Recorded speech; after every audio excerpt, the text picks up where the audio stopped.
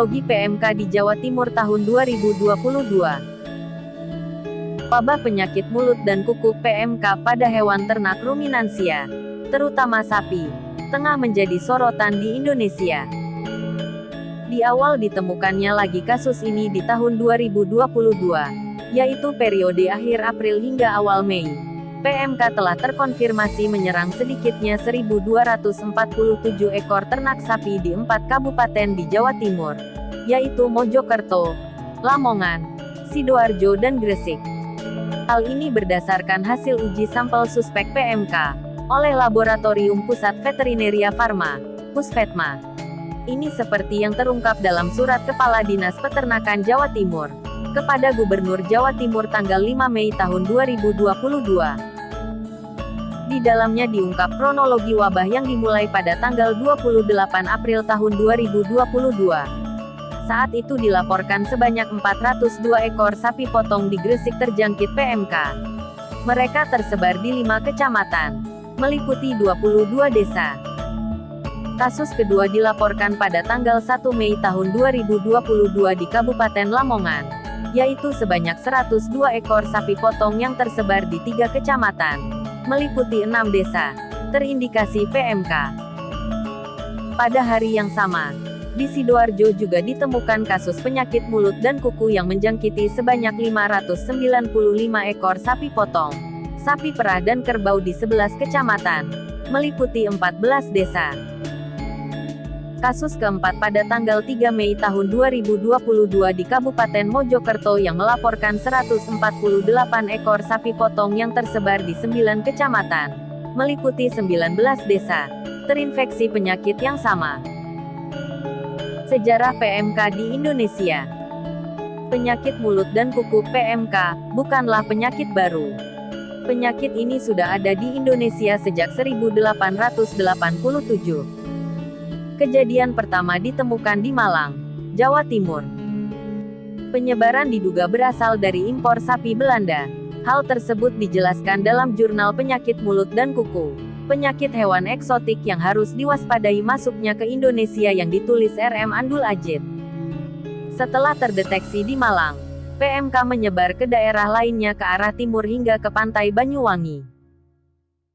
Setelah itu, laporan kejadian PMK berturut-turut dimulai di Jakarta pada tahun 1889, di Aceh pada tahun 1892, Medan dan Kalimantan pada tahun 1906. Sementara di Sulawesi dan Medan pada tahun 1907. Pada tahun 1907 tercatat 1.201 ternak di Jawa terserang PMK yakni di Jakarta, Cirebon, Priangan, Pasuruan, Besuki, Banyumas, Kedu, Malang dan Madura. PMK mewabah lagi pada dekade 1970 dan terakhir terjadi di Jawa Timur pada tahun 1983. Dengan berbagai upaya yang salah satunya melalui program vaksinasi massal PMK dapat diberantas.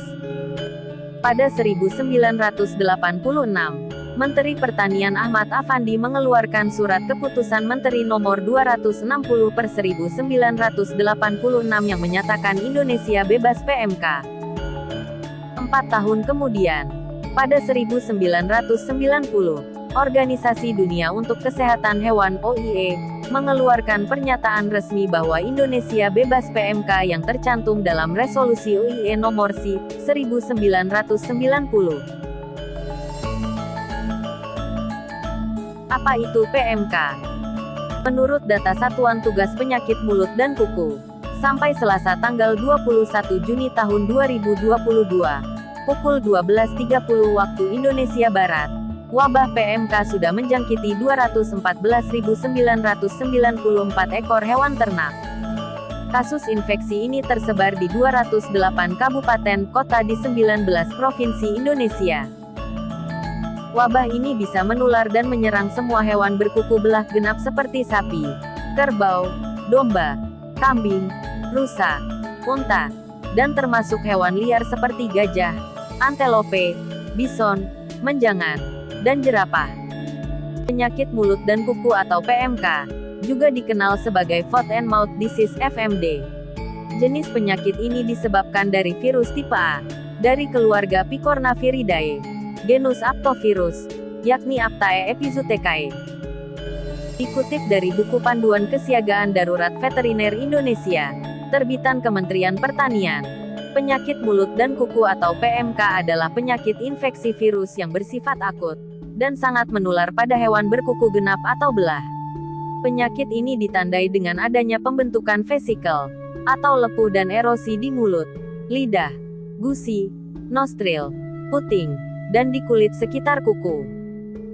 Gejala klinis hewan tertular PMK. Masa inkubasi penyakit, yaitu waktu masuknya virus sampai timbul gejala, berkisar antara 2 hingga 14 hari. Gejala penyakit PMK pada setiap jenis hewan bervariasi, namun secara umum, penyakit ini menunjukkan gejala demam tinggi, 39–41 derajat Celcius, keluar lendir berlebihan, lepuh pada sekitar gusi, lidah, rongga mulut, dan bibir, luka-luka seperti sariawan. Nafsu makan turun hingga tidak mau makan. Luka pada kaki dan diakhiri lepasnya kuku.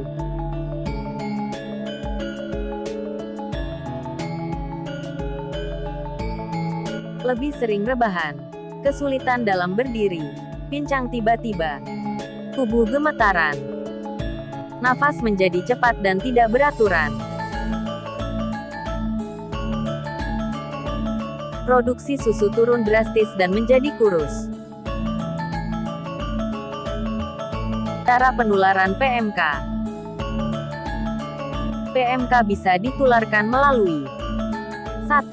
Kontak langsung, yaitu antara hewan yang tertular dengan hewan rentan melalui droplet, leleran hidung, serpihan kulit. 2. Kontak tidak langsung melalui vektor hidup, seperti manusia, hewan karir. 3. Kontak tidak langsung melalui bukan vektor hidup seperti terbawa mobil angkutan, peralatan, alas kandang, pakan, atau benda lain yang mengandung virus PMK.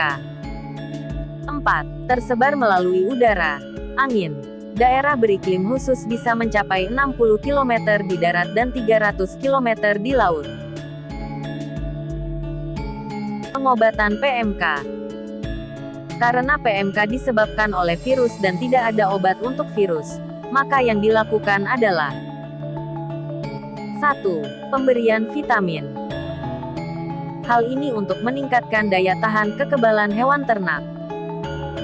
Selain vitamin pabrikan, para peternak atau pedagang bisa memberikan tambahan ramuan obat tradisional kepada ternak. Ramuan obat tradisional tersebut adalah berbahan rempah-rempah. Di antaranya ada seperti kunir, temulawak dan jahe. Bahan-bahan tersebut dihaluskan atau di-blender, kemudian direbus. Setelah dingin baru diminumkan 2 kali sehari. Bisa juga memberikan larutan gula merah atau tetes tebu. Ramuan ini juga berfungsi untuk meningkatkan nafsu makan hewan ternak yang terpapar PMK. Karena, jika nafsu makan bertambah, maka daya tahan sapi pun semakin kuat dari serangan PMK tersebut. Sejalan dengan pendapat itu, Guru Besar Nutrisi Gizi Ternak Ruminansia Universitas Brawijaya, Profesor Hendrawan berpendapat bahwa tidak ada obat untuk PMK kecuali vaksinasi. Obat yang diberikan hanya memperkecil ruang lingkup penyebaran virus. Apabila ternak sudah terjangkit PMK, maka yang harus diperhatikan adalah asupan nutrisinya untuk memperkuat imunitas guna melawan virus. Pakan peningkat imunitas harus mengandung vitamin A, C, dan E serta zat besi. Contohnya daun kelor, yang memiliki vitamin C 7 kali lipat daripada jeruk, 3 kali lipat vitamin A daripada wortel, dan senyawa-senyawa antioksidan, papar Hendrawan.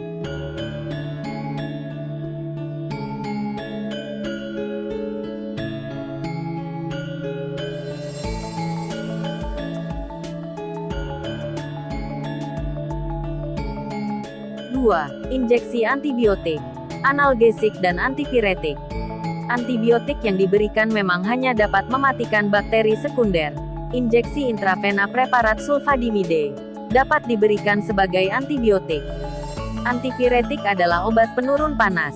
Obat-obat antipiretik juga menekan gejala-gejala yang biasanya menyertai demam, seperti kedinginan, nyeri kepala, dan lain-lain.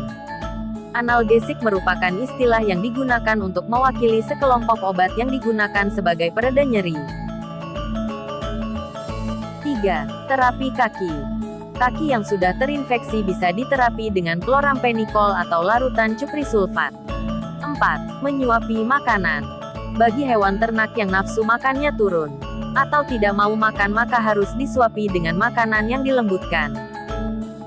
5. Pemotongan dan pembuangan jaringan tubuh hewan yang terinfeksi. Pencegahan penularan dan penyebaran virus PMK. 1. Desinfeksi pada kandang dan sekitar kandang, peralatan, kendaraan pengangkut, karyawan serta tamu. Selain desinfektan pabrikan ada cara pembuatan disinfektan yang efektif untuk PMK, yaitu campurkan larutan Baiklin atau pemutih pakaian lainnya sebanyak 57 ml ke dalam 1 liter air. Disinfektan ini dapat digunakan untuk kandang, peralatan peternakan, kendaraan, sepatu boot, dan lain-lain. 2. Menjaga kebersihan kandang dan lingkungan. Bersihkan kandang minimal 2 kali sehari, pagi dan sore. 3. Setiap ternak yang baru perlu ditempatkan terlebih dulu di kandang karantina atau isolasi selama 14 hari, dan dilakukan pengamatan yang intensif. Jangan langsung dicampur dengan hewan yang sudah ada. 4. Jika terdapat gejala klinis sakit, segera pisahkan dan dimasukkan ke kandang isolasi. 5. Hewan yang tidak terinfeksi harus ditempatkan dalam kandang yang kering, dan dibiarkan bebas jalan-jalan. 6. Berikan pakan yang cukup, vitamin dan juga rempah-rempah, untuk meningkatkan sistem kekebalan tubuh. 7. Vaksinasi. Guru Besar Nutrisi Gizi Ternak Ruminansia, Profesor Hendrawan berpendapat bahwa tidak ada obat untuk PMK kecuali vaksinasi. Obat yang diberikan hanya memperkecil ruang lingkup penyebaran virus. Apakah mengkonsumsi daging dan susu aman?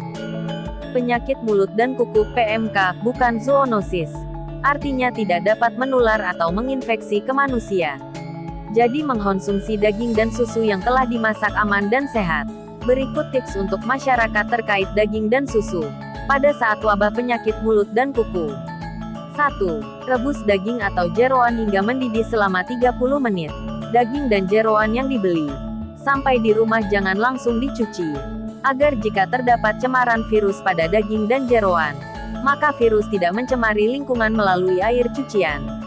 Daging harus langsung dimasak dengan merebus sampai mendidih selama minimal 30 menit, atau daging langsung disimpan dalam kulkas minimal 24 jam, agar pH atau keasaman daging mencapai di bawah pH 6, yang dapat menginaktivasi virus PMK.